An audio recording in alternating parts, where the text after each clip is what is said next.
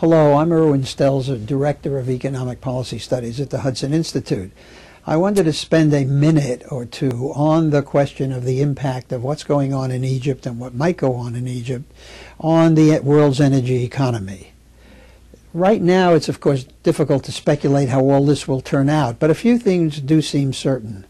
The first is that a regime will be in place which will be more rather than less hostile to Israel. Whether that means they will tear up the peace treaty, we don't know.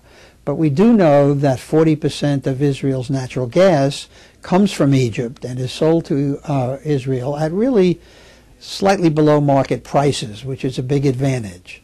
Now, at the moment, Israel has made some major natural gas discoveries off its shores, but those will take a very long time and billions of dollars to develop.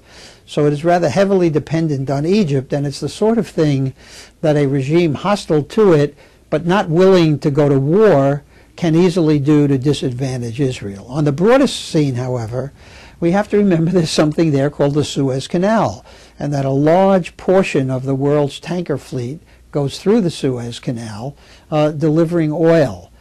Now, you might say, well, but not a very big portion, because some tankers now are too big to go through the Suez Canal. The point is that prices are made on the margin, that if you curtail supplies by 5 or 10%, the price of all oil goes up. So that this, in a way, gives the new regime in Egypt a stranglehold on the price of oil, if not its total supply.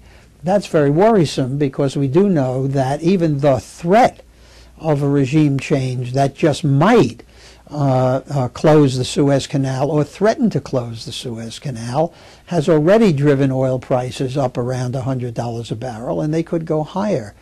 That, I think, is a major worry, especially since the American economy is struggling, since the jobs report that came out for January shows a very, very meager job creation, since the automobile industry, which is recovering, but still has very, very low sales relative to history, needs cheap gas so that people will buy cars. All of these things, it seems to me, are kind of economic dominoes that will tumble if we are faced with a very hostile regime in Egypt. Whether we can do anything about it, I don't know.